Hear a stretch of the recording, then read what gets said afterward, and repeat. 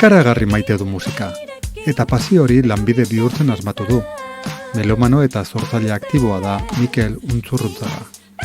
Artistikoki makala da, eta ez da batere makala orain artean ekin duen ibilbidea. 3 hamarkada baino gehiago daramatza jendea dantzan jartzen. Musikaria, DJ-a, ekoizlia, promotoria, diskoetxe bateko arduraduna ere bai, denetik indezu musika munduan edo zerbait falta zaizu? Lehengoan entzun nunbaiten artista renazentista bat den antzekoa izan naitekela, ez? Ze, pixka bat garaia haietan, ez dakiten ardua, bintzita hauek danetik itezuela, ez? Eta azken aldean entzuten da asko termino hori, no? Artista renazentista, edo. Pixka bat saiatu naizena da nire pasiotaz bizi irauten. Hori izango zen izenburua, ez? Eta hortarako soilik adar batetik aritzea musika mundu zabal horretan ez da bate erresa. Orduan tokau intzait pixka bat ere beste adar edo beste muturroiek ere ikutzea nolabait bat gustoko ditudalako eta bestea nola ez ogibide lana izateko, ez? Azkenean ere ni nire ikasketak burutu nituenean, etzean izan grado bat, baizik eta ziklo bat, ez gaur egun esaten den bezala, ez? Irrati telebista eta batez ere irratia zen nire pasioa, ez? Txikitatik deskubritu nuen 80 hamarkadan Arraio Irratia, Zarauzko Arraio Irratia, eta hor, pum, kriston txispatzu eukin nuen, eta esan nuen, hau gustatzen zen irratia. Eta batez ere musika, kontrola, ez esatari, ez eta gero bilakatu izan naiz zentzu batean esatari, eta hori izan zen nire momentuz pasio izan zen ura gaur egun ofizio bihurtu dena, ez? Eta nola ez, esan bezala, urte luze hauetan, 3 hamarkada luze hauetan, nolabait bizi irauteko beste mutur guztietara jo izan dut, eta zakit. Esan duzu Arraio Irratian edo hasi zinela, aurten 20 urte beteko dira Buntxak Alakarekin ekintzen niola. Bai. Zeinek esango luke, ez? Bai, batez ere hain bitxia den irratzaio hori, ez? Bitxia esaten dut ze, Euskadi gaztean edo gaztea katean edo dago, ez? Eta, dakigu gaztea katea irrati formula dela, eta, Buntxak Alaka ez da bate irrati formulako irratzaio. Ez da batere mainstreama, ez? Ez da mainstreama, ni beti esaten dut, mainstreaman ere musika ona dagoela, eta ni saiatzen naiz aurkitzen eta erakusten Buntxak Alakan. Baina ez da programa komertzial bat, ez da programa bitxi bat, horregatik ziurrenik dago igandean, gaueko 10:00-tik 11:00, ez? Ze, gazteak ere badu beste programa bereziak, ez, Bealdea, eta bar, eta horiek ere, pixkat irrati formulatik aldentzen dira, ez, baina, Buntxak Alakak 20 urte, zenek esango niri hainbeste iraunduko nuela, ez? Bai, 2 hamarkada, eta egia esan da, pozik egoteko zerbait da, ze mendik gutxira, nik ez dakit igual 25 gauden, 2025an, igual 26aren buelta hortan 1000 programa beteko ditu. Eta, hori ere zenbaki borobila, ez da. Lehen esan dutzu musika ikasketa ez dezula egin, baina argi dago musika jazz, latino, funk, musika beltza esaten zaion hortan, lizentziatura dakazula cum laude, ez? Bueno. A ber, kalekoa esango dugu, ez? Kaleko lizentziatura agian bai, ez? Ze kaleko lan asko egin dugu, ez? Baina, akademikoki, hori izan da beti, askotan esaten didate, galdetzen didate, zer da zerbait gustatuko litzaizukena ez duzuna inoiz egin lortu edo, agian, akademiko ibilbide bat edukitzea, ez? Baina pentsatzen dut nire buruan, eta hori egingo banu, ziurrenik, beteko nituen beste esparru batzuk bete ditudanak beste era batera. Hor dago, atazka ez dakit baino bai. A ber, nik nire erara egin dut, eta nire era izan da punk erara, alegia egintzazuzuk zeuk, do it yourself. Hori izan da nire filosofia, hori tokatu izan zitzaidalako 80 hamarkada horretan, ez, abiatu nintzenean. Ze, bueno, bai, aipatu dituzu estilo horiek, nik parre egiten du, gaur egun oso enfokatua nago momentu honetan funk estiloa, baina funk, baina leheno F bat, baina leheno P bat egon zen, punk. Eta 80 hamarkadaren hasieran ere punkari heldu genien eta egin genitu hainbat proiektu hemen herrian eta bar. Eta hori, filosofia hori beti nahiko presente uki izan dut. Eta filosofia horrekin nolabait bidea egin dut, ez?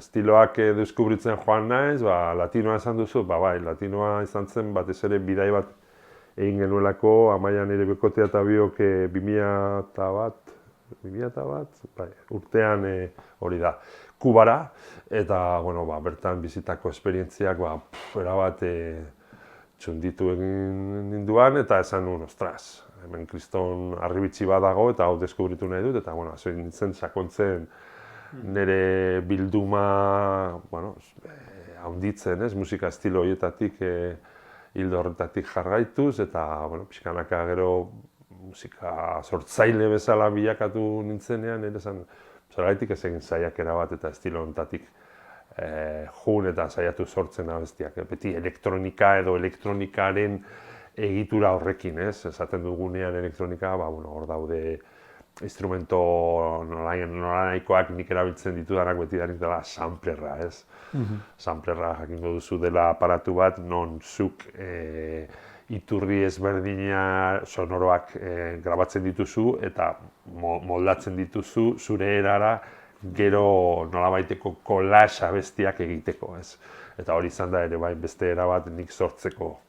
Ez da gaur egun igual enfokatuagoa nago gehiago samplerra ez erabiltzen eta benetazko musika sortzen. Eta nolabait importantea oso garrantzitsua eta ezinbestekoa musikari jaioekin harremana eukitzea eta elkar lana burutzea, ez da. Hor, indituzun lan guztietan, beti makala, bezala sinatu duzu, baina oso makala izen horren atzian eroso zenitezea, ze aurretikan Smithire deitu izan zaizu, Mikeltzea, bakoitzak bere izaera du, Mikel, Smithi, makala, ezberdina zate hirurak, berdina zate, jendeak nola ditzaizu. Bai, bakizu, herri txiki batean, Mikel jaio nintzen, ez? Nanagirian beste izen bat agertzen da, esango duzu, Miguel de Aralar. Eta hori ere oso graziosoa da, ze, nire aita zen duzana. 1970 urtean jaiotakoa naiz. Eta, bakizue, momentu hortan handikan zehaztegoela. Kaudillo madarikatu hori. Eta aita juntzan registratzea Mikel izena, baina esan zioten hori etzela liburutan agertzen. Eta azkenian, nola ez dara agertzen da, eta Miguel da, Miguel bai, batzuk bai, eta, erakutsi, eta batean topatu zuen Miguel de Aralar, Aralarko Miguel, jarri hori. Orduan nanagirian Miguel de Aralar naiz, gerora Mikel, ikastola garean eta Mikel beti, eta egia da, gero bai, nerabe adin horretan, surfa, hemen itsasoaren aurrean, bizi eta sortu garenok, surfa zarautzen, badakizue. Eta, nire ama Schmitz da, bigarrengo abizena ama Schmitz da, alemana da. Eta hortik, atera zuten Smithi hori, ez? Surfaren inguruan, Smithi deitzen ziaten, diate. Eta gerora, 80 hamarkadaren erdikaldean, Berlinera joan nintzen, bertan, arreba bizi izan, eta bere mutila disko jartzailea zenez, esan zidan, bueno, atorri berdinera eta guazen pintxatzera elkarrekin. Hori bai, behar dut izen bat, ze iragarri behar dugu flyerretan edo, bakizu, folieto horietan festa eta jakin behar dut zure zizena edo zure DJ izena, eta nik esan nion, ostras, esmiti, ez dekan gogoa hori pintzeko, eta batean zen, jo, ez dakat, eta bidaian ninduala hegazkinean, hasi nintzen hor nire buruari pentsatzen zen, bueno, Makala, osea, Mikel da MKL bokalak kenduta, ez? Jarriko dut, akin, a ber, Makala, du zoratzen du, jarri Makala, eta horrela izan zen, osea, anekdotikoki. Egia da garai hartan ere, nire gustoko beste DJ elektronika eta lantzen zituzten izenak ere oso bitxiak zirela, ez? DJ Food, DJ Janaria, DJ Shadow, DJ Itzala eta horrela. Eta esan, bueno, DJ Makala euskaraz, bakizu ez esan nahi duen, ez berdinak, ez? Euraldi Makala, tipo Makala, ez dakiz zer. Eta pentsatu nuen, bueno, zergaitik ez ipini Makala, eta jazta, eta hortik, beste dana, historia da, ez? Zure abizenak, Uzturruntzaga, beste zona bat du herrian, batez ere imprenta eta argitaletxeagatikan. Petzatet liburu gehiago ongo zela zure etxean diskoa baino. Bai. Hala da, bai. Aitonak sortu zuen 1992an, itxaropena argitaletxea. Eta gerora gurasoak, aita, osabare bai ontzan. Eta, azkenean nire aitak pasazion lekukoa nire anaizarrei. Gero arreba bate bai, beste anaia, zendu zanak ere bai. Eta nire egon nintzen 5 urte hortik, bai, izan zen ikasketa moduko bat. Egon nintzen bigarrengo zatia, 80 hamarkadako bigarren zatian, 85-etik 2000 urtera bertan egon nintzen, eta ikasi nuen ofizioa, baina ez nuen nire burua ikusten hor, eta nahi nuen apustu osoa egin musika munduan, eta bai, baina, liburu intza hemen herrian, badakizue, itxaropena, azki ezaguna dela, eta nire familia hartakoa naiz, bai. Eta nola itezea melomano? Wow, bera, anaiak ere zer ikusi handia dute, ze ni 5 anaiarremen 5. zea naiz, semea. Eta horrek ere lagundu zin, nolabait anaiarremen diskoak ere kuskuxeatzeko, eta gustatzen zait hau ez, eta pixka bat piztutzeko musika zaletasun hori, ari naiz ez 10, 11, 12 urtekin hitz egiten, eta nola ez gero, batzuek danok ez, baina hemen zarautzen musika plazan, ze izen polita, zarauzko plaza nagusi bat musika plaza izatea, zegoen denda oso bitxi bat, zentro musikal, eta bertan, nola ez, viniloaz aparte CD-ak gerora, baina kasetak ere saltzen zituzten, eta, orduan ziren merkeak, 1000 pesta balio zituztela. Eta orduan, horre bat zedukaten atxekaldian kopiadora bat. Eta, guk, ez geneukan originalak erosteko dirurik, baina, pirateoko kopia horiek, orduan paga bilduz, joaten ginen da, iatzu honen kopia eta honena, Los Clash, Police, ez dakizet, gara ertako kasetoien kopiak, eta joan nintzen ni pixkaraka nire bilduma sortzen. Eta gerora, esplosioa izan zen, aukera izan genuenean, kuadriako batzuk, 15-16 urtekin arraio irratira joatea, egitera gure lehen irratzaioa musikaz blai izenekoa, itoitzen disko batetik hartutako izenura. Eta, han geneuzkan, han fonoteka zegoen, eta han zeuden disko guztiak ere eskuragarri genituen, eta hor ere, izan zen. Hori da, eta hor piztu zitzaidan nolabait nire zaletasun hau edo melomano puntu hau, ez?